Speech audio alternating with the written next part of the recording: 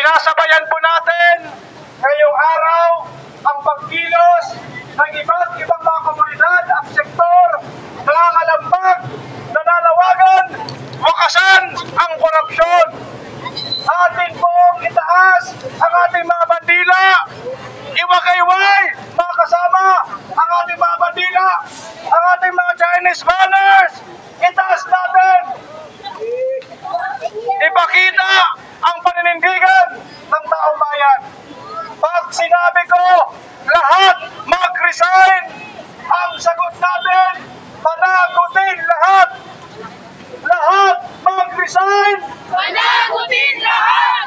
Lahat mag-resign. Panagutin lahat! Lahat mag-resign. Panagutin lahat! Ito ang mensahe natin. Resign all.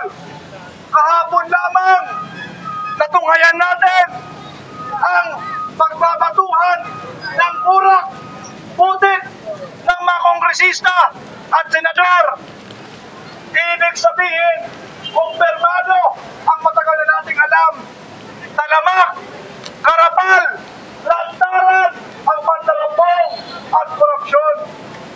Pero hindi lang Kongreso ang dawit dito. Ang pinag-uusapang budget ay nagmula sa Malacanang sa National Expenditure Program.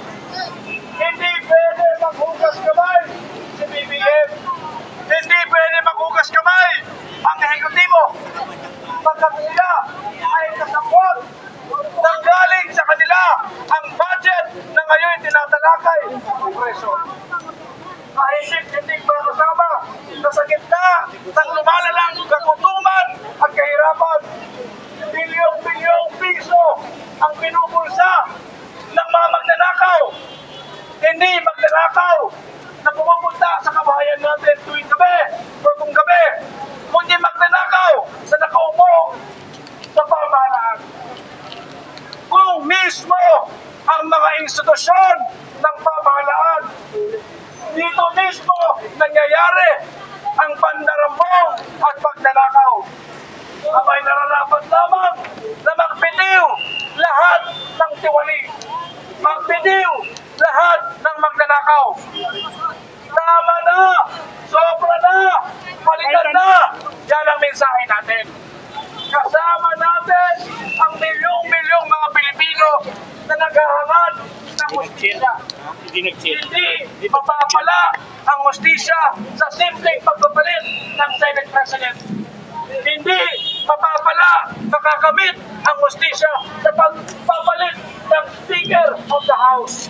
Ang kailangan ay totoong gobyerno ng moralita, gobyerno ng masa. Hindi gobyerno ng mga milyonaryo, oligarko at dinastya.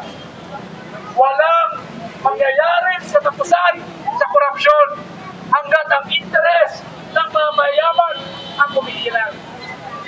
Nagtatalo-talo sila ngayon. Galit ang Malacanang.